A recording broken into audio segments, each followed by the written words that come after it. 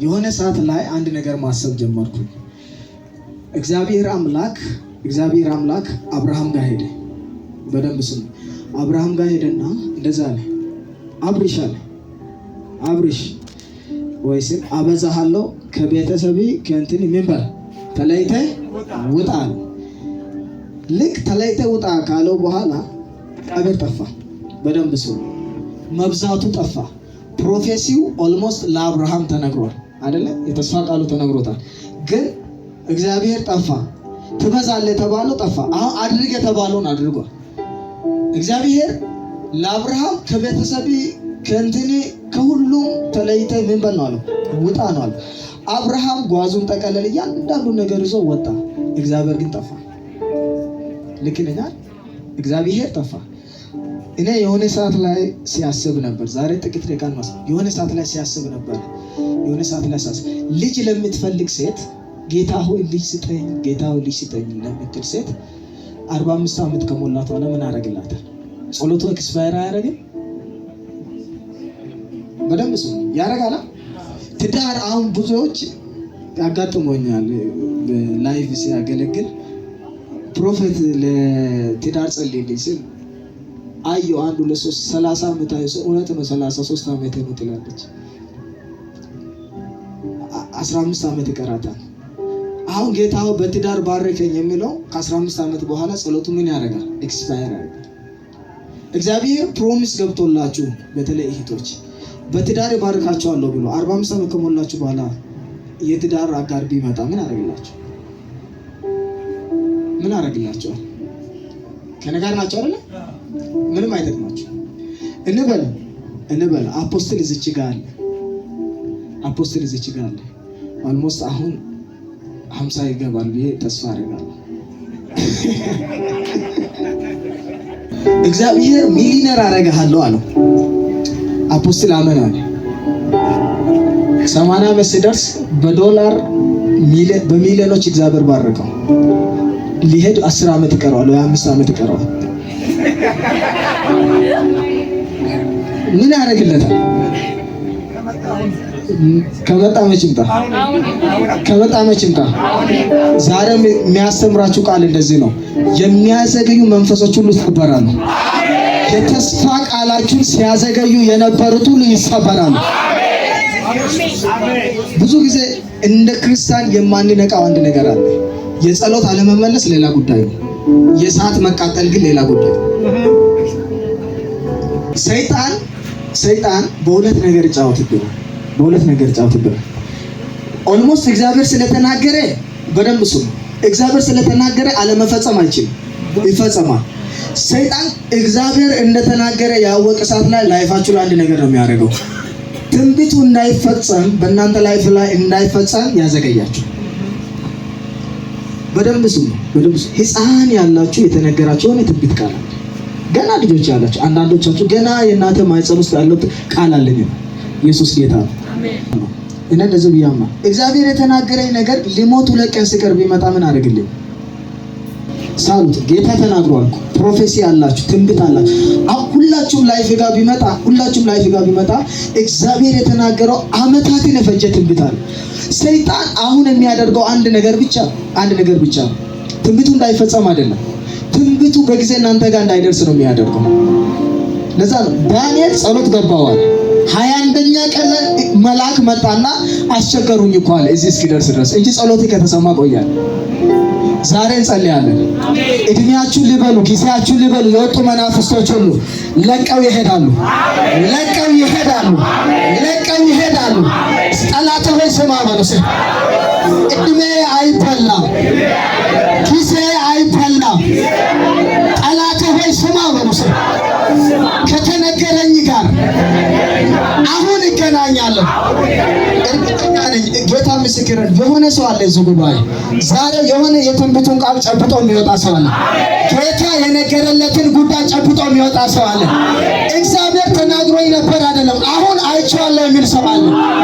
ተከፈተ በሉስ። በጣም እንደ ክርስቲያን መንቃት ካለባችሁ ጊዜ የሚበሉ መናፍስቶች አሉ። ታይሚን የሚበሉ መናፍስቶች አሉ። ሁሌ ለጨጓራና ለጉበት አታጸልዩ። ለጊዜ አትጸልዩ። ከነጋር ናችሁ። ለጊዜ አትጸልዩ። እና ሆነ ሰዓት ላይ ሳስብ ምን እንዳሰብኩ ታውቃለህ? ዛሬ ሳልደሰት አድሬ ሊሞት አንድ 10 ቀን ሲቀረኝ ሳቅ ብለቀቅብኝ ምን አደረገኝ? እድሜ ልኬን ተጨንቄ ማለት ጌታ ኪስሃለሁ ብሎ በእውነት ይኪሳል። ልትሞቱ ስትሉ ቢመጣ ምን አደረገላችሁ? ዛሬ እነዚህ መናፍስቶች እንጠርጋለን። በኢየሱስም ኃይላቸውን እንሰብራለን። መጽሐፍ ቅዱስ የያዛችሁ ኢዩኤል ምዕራፍ 2 ቁጥር 25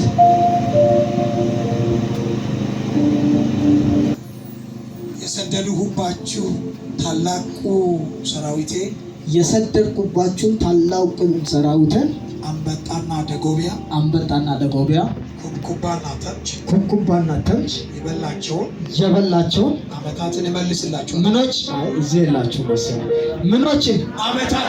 ምኖችን ምን እላለሁ? ይሄ ቃል ለአንተ ይሁንልህ። ይሄ ቃል ለአንቺ ይሁንልህ። ይሄ ቃል ለአንተ ይሁንልህ። ዓመታቶች መመለስ ይጀምራሉ። ጌታ ተናግሮኛል። ለሆነ ሰው የካሳ ዓመቱ ነው። ፋይናንስ ብቻ አይደለም። ዓመታቶቻችሁ ይካሳሉ። ለኔ በሉስ ዓመታቶቼ ይካሳሉ።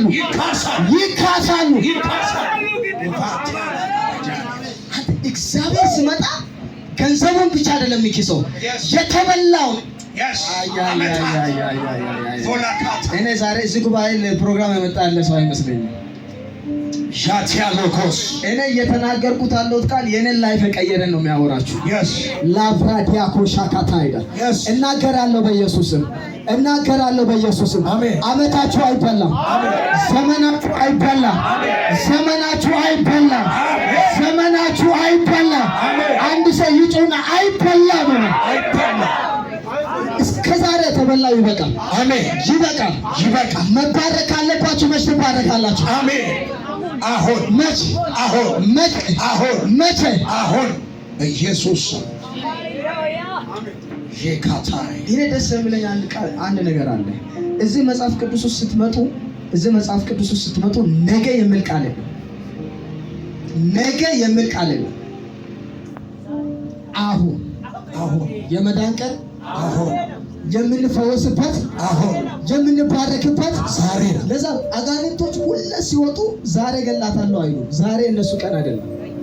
ዛሬ የኔ ቀን ነው። ዛሬ አንተ እንድትደሰት የተፈጠረልኝ ቀኔ ነው። ለዛ ዛሬ ላይ እነሱ ስልጣን ያላቸው ነገን ያስፈራሩሃል እንጂ ኢየሱስ ማን ነው? ጌታ ኢየሱስ ማን ነው? ለዛ ከመውጣታቸው በፊት አንድ ነገር ነገ ገላታለሁ ይላሉ። እኛ ክርስቲያኖች ሞኝነታችን ምን እንደሆነ ታውቃላችሁ? ነገ ምን ሆናል? እንደዛ ነው የምናስበው። ነገ ምንም አይሆንባችሁ። ምን የሚሆን ነገር አለ? ዛሬ ምንም ያልሆነ ነገ ምንም አይሆንም። ቢኮዝ ነገ ሲሆን ዛሬ ነው። ከጎን ያለው ሰው ጨብጥና የበረከት ቀን ዛሬ ነው።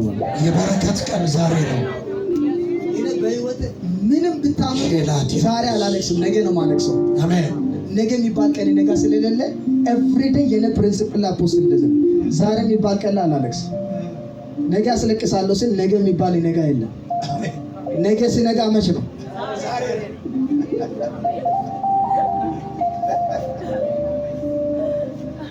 ይሄን ብቻ ነግራችሁ ልጨርስ። ስለ አንበጣ ጥቂት ነገር ላውራችሁ።